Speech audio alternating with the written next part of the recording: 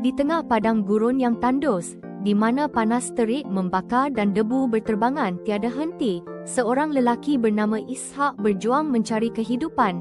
Air adalah satu-satunya harapan. Dia menggali, mencari, walau berkali-kali menemui kekeringan, namun semangatnya tak pernah pudar, kerana dia tahu ada kuasa yang lebih besar bersamanya.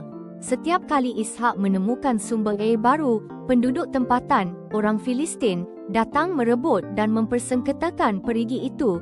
Namun, Ishak memilih untuk mengalah, berpindah dan menggali lagi di tempat lain, menunjukkan ketabahan dan kepercayaan teguhnya kepada Tuhan, tanpa membalas kejahatan dengan kejahatan.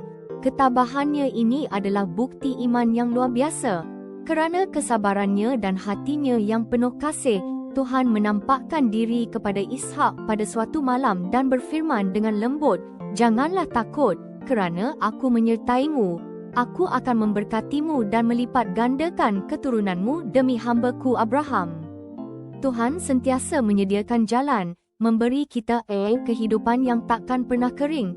Itulah kuasa kasih kurnia-Nya yang tak terbatas, mengalirkan kedamaian dalam setiap langkah hidup kita.